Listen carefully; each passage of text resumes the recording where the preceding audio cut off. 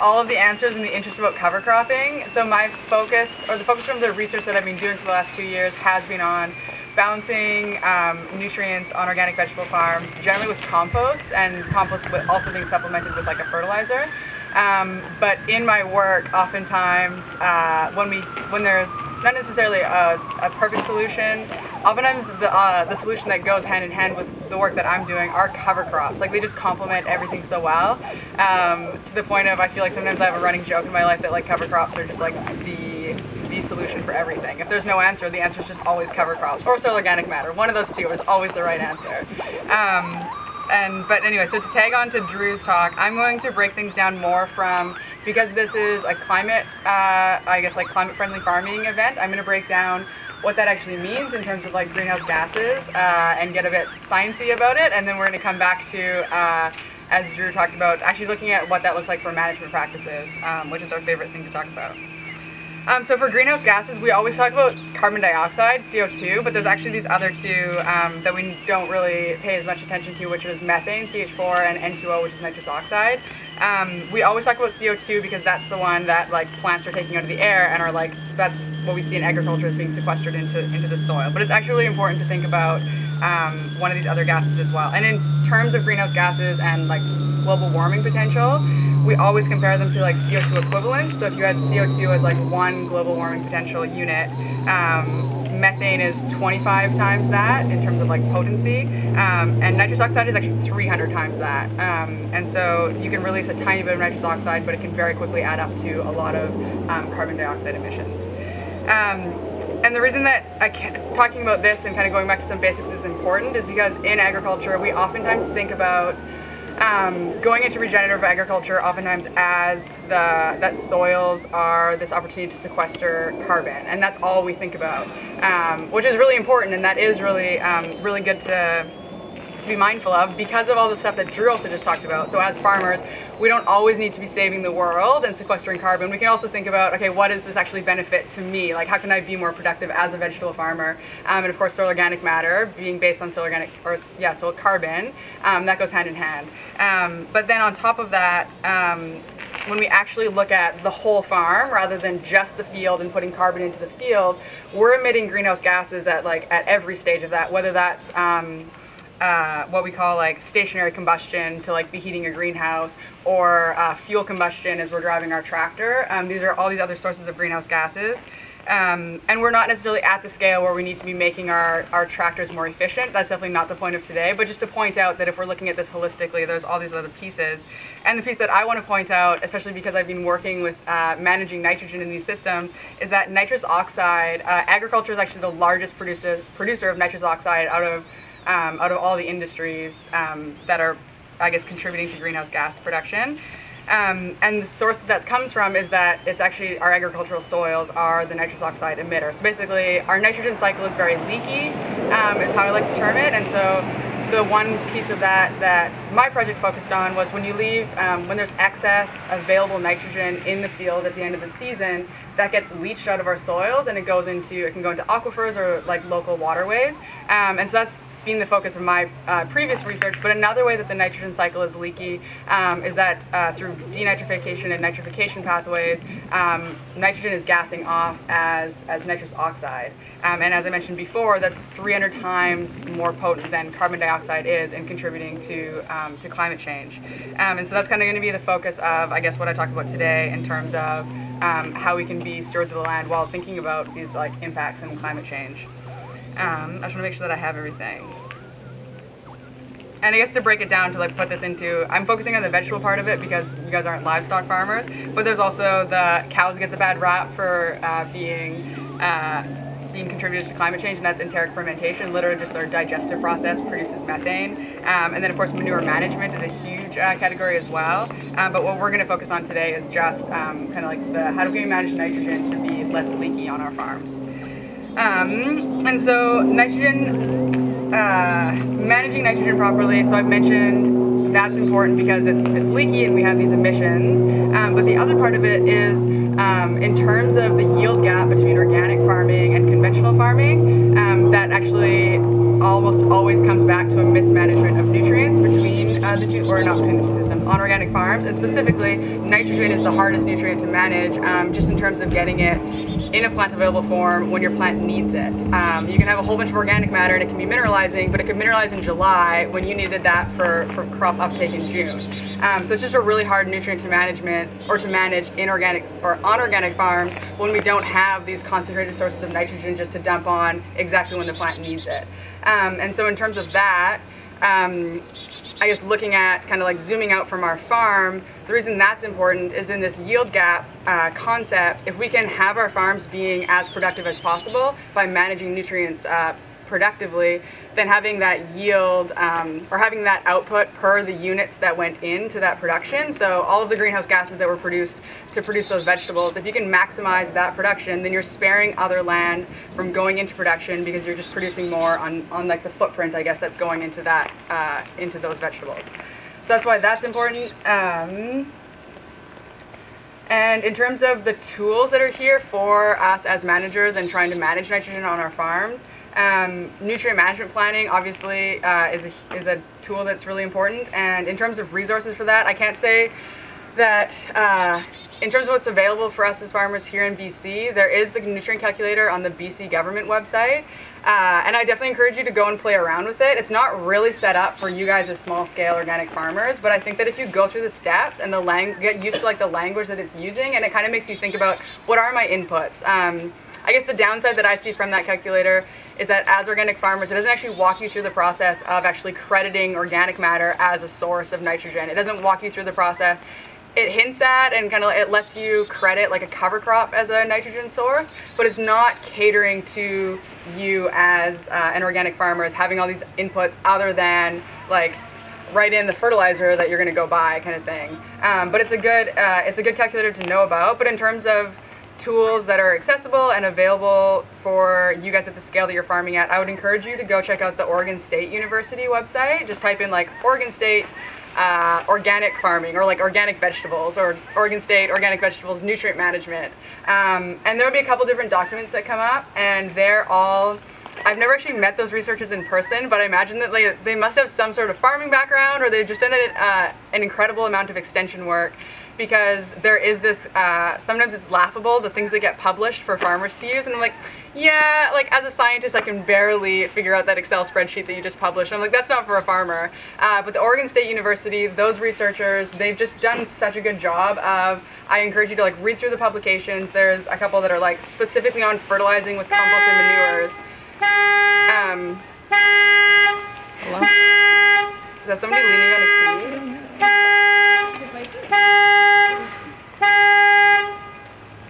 So sorry. It's okay. In my pocket. That's so funny. So sorry. No worries. I was just hoping it was going to be somebody here and he wasn't just going to like, me doing that the whole time. So yeah, Oregon State University, they have a bunch of publications. They just revamped and republished their cover cropping publication, which I'm so in love with.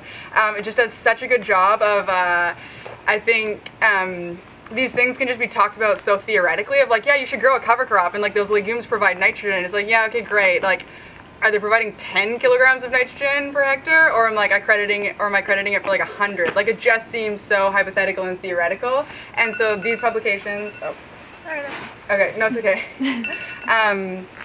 These publications just do a great job of actually walking you through and breaking it down of like what you need to do. So I highly encourage you guys checking out those. There's kind of like 3 publications that come to mind. There's like actually like fertilizing with manures. There's the cover crop one. I just noticed like they came out with an August 2021, so that's been revamped. And great with like lots of photos of actually demonstrating their trials that they've done. And then the last one is, I think it's actually specifically like nutrient management in organic farming systems or something like that. So in terms of like extension materials that are useful, and because Oregon, their climate's similar enough to us, compared to like Lydia saying she went down to a convention in California and it's like, great, you guys can cover crop in January. That is not applicable to us. And so all of these things are still running on the same basis as for us as like, we have a spring, we have a fall, we have a winter, we have a summer, and so yeah, they're great for, so that's one tool is nutrient management planning. And then the second one, which you guys have already talked about, is just using cover crops. And so the way that that can play into being like a climate friendly farm in terms of nitrogen is that at the end of the season, So nitrous oxide can be emitting from your soils throughout the whole farm season, and kind of like in flushes from like wetting and drying, and especially I think you get flushes that like freeze thaws in the winter. But especially then coming into the winter, just being able to sop up all that extra nitrogen out of your field in the fall by putting down a cover crop where it's just going to take up the nitrogen just to fulfill its own needs. Just getting that out of the soil so that you can kind of stop that leaky cycle from happening is really kind of a great place to start. And obviously then is also preventing nitrates leaching into our waterways as well. I think that's all that I'm going to say about nitrogen for now, and pointing out those resources. Does anybody have any questions about the nitrogen cycle, climate change, greenhouse gases, nitrogen management? Okay, perfect. That was spewing a bunch of information, but nitrogen is one of my favorite things to talk about, especially cover crops. And then I'm just going to touch on carbon management. I really wanted to focus on nitrogen though, because that's my specialty, and then also because it's just kind of like, it's usually not thought of in the context of climate change and greenhouse gases. So in terms of carbon management, one of my peers in my lab actually just published a paper from his PhD, which has also been funny that because my focus of my research has been nutrients and kind of like soil chemistry versus greenhouse gases, oftentimes when people are presenting their research in my lab and they're talking about greenhouse gases, it's just like being over my head. So I'm just laughing as I'm reading a quote that I put here. Because in the past I maybe didn't care about greenhouse gas stuff as much, although this is soil organic carbon.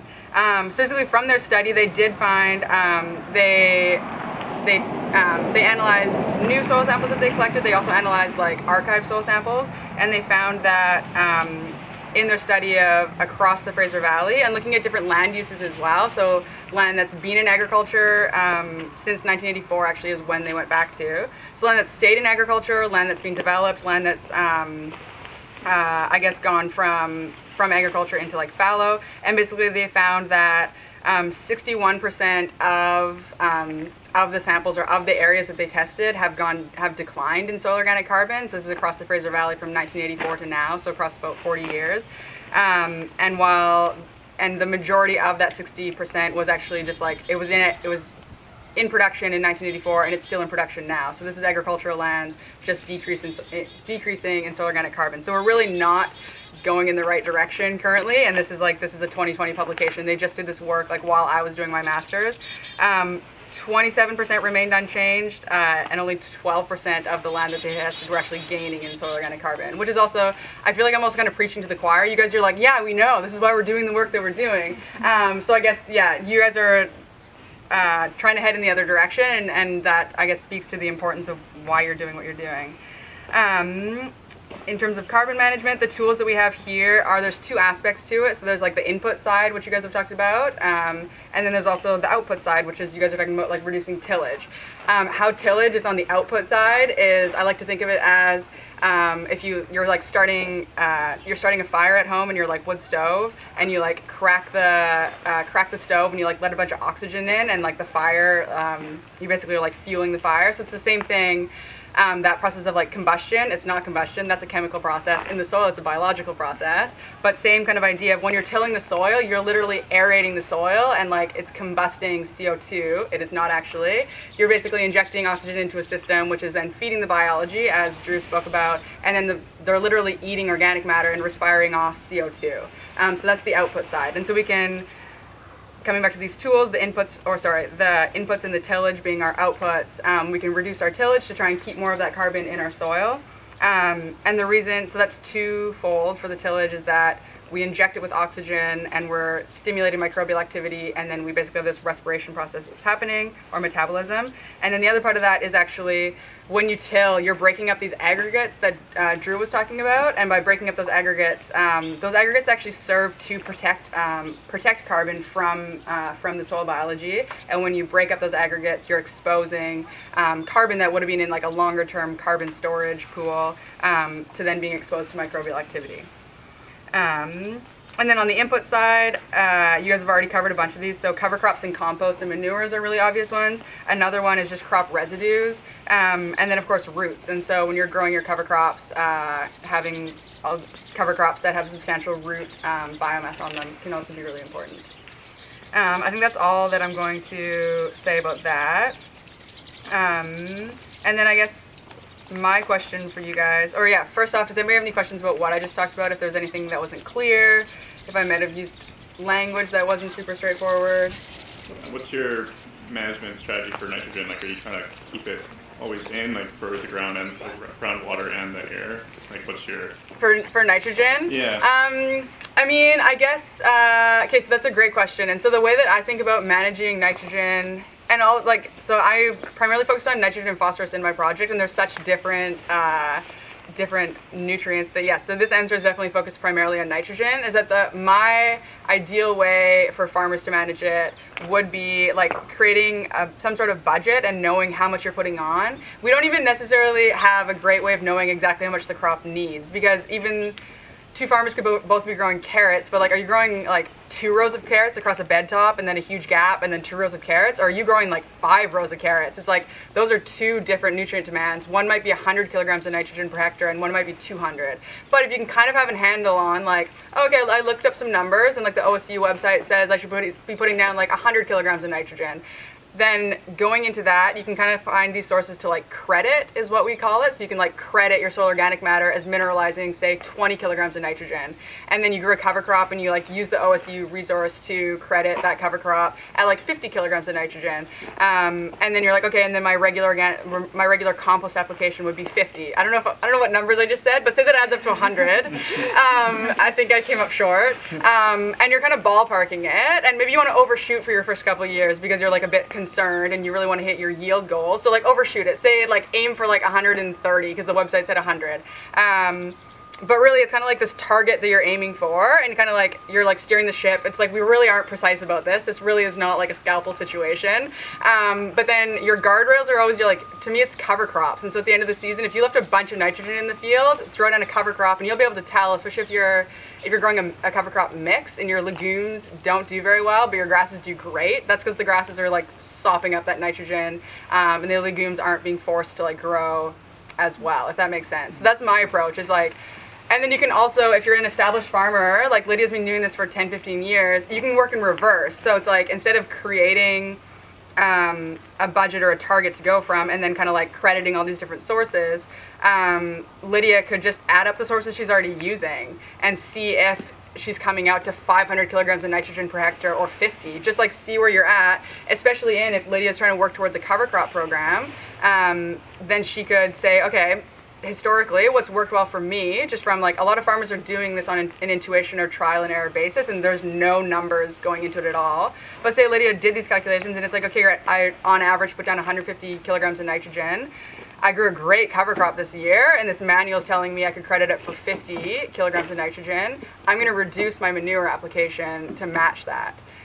So there's a bunch of different ways to go up, but basically you're kind of like crediting these different sources, and this is why you guys as organic farmers, it's so much more difficult because there's no crediting on a conventional farm. They don't have a soil organic matter pool to credit. They don't. They could have a cover crop, but they wouldn't necessarily credit it. They could if they wanted to, and I think that yeah, Drew's nodding. Drew works, so the benefit of Drew and I both being here is that Drew works with larger scale, oftentimes conventional farmers, and I work with like small scale organic vegetable farmers, and so our expertise together usually complements each other really well. But so you're nodding. So yeah, conventional farmers could be crediting their cover crop, but they're not crediting a manure, they're not crediting a compost, they literally are just kind of like putting down a fertilizer, and that's really easy. Yeah, you guys definitely have it a bit harder in terms of nitrogen management. But great question. Did I answer your question? Yeah, no, that's great. Okay, yeah. Cool. Does anybody else have any nitrogen? Any questions? Actually, it doesn't have to be nitrogen related. Amy just loves nitrogen. I want to like ask me the questions. Exactly. Totally. Yeah.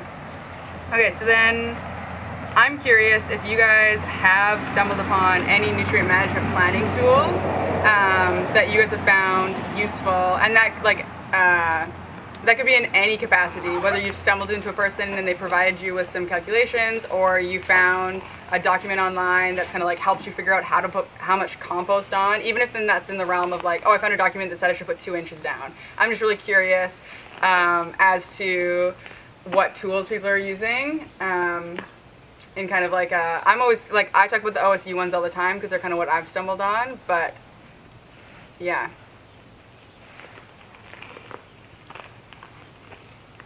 I also know that the answer also might be that people just aren't using anything, because that's often like the very common answer, and why I'm super stoked on like sharing some things. But I do feel like even informally, I did a soil test and the company told me this value. Like that's still nutrient management information.